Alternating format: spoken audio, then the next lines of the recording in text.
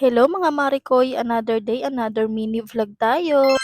Papunta nga pala kami nito kay Papa Noriel. At etong bata ayaw nga niyang maglakad kaya ayan maalog-alog nga yung pagbi-video ko. Pagdating nga namin dito sa shop, eto nga at kumain nga siya ng spaghetti. Pero hindi niya naman naubos at tikim-tikim nga lang siya. Sa una lang niya talaga gusto at kapag ayaw niya na nga, ayaw niya na talaga. Kaya naman pinainom ko na nga siya ng tubig. At pagka-uwi nga namin eto nga at nag-init nga ako ng tubig mainit. Dahil anong gagawin? Malamang magkakape. At tignan nyo naman ang itsura ng Marin yung napaka-haggard, napakaputla. Hoy, grabe naman yarn. At kinagabihan na nga pala to mga Marikoy. Papunta nga kami nito kila Aki. At si Baby Elise nga ay tuwang-tuwa dahil makikita nga niya ulit si Aki. Hindi nga niya alam na wala si Baby Aki. Hindi ko nga sinabi. Kapag sinabi ko kasing wala si Baby Aki, ay nako, hindi yan sasama. Kaya ayan, siya lang mag-isa naglalaro dahil wala nga si Baby Aki. Nagbakasyon kasi sila Baby Aki kaya nga wala sila dito. Kaya ayan, ang hiram nga muna si Baby Elise ng laruan.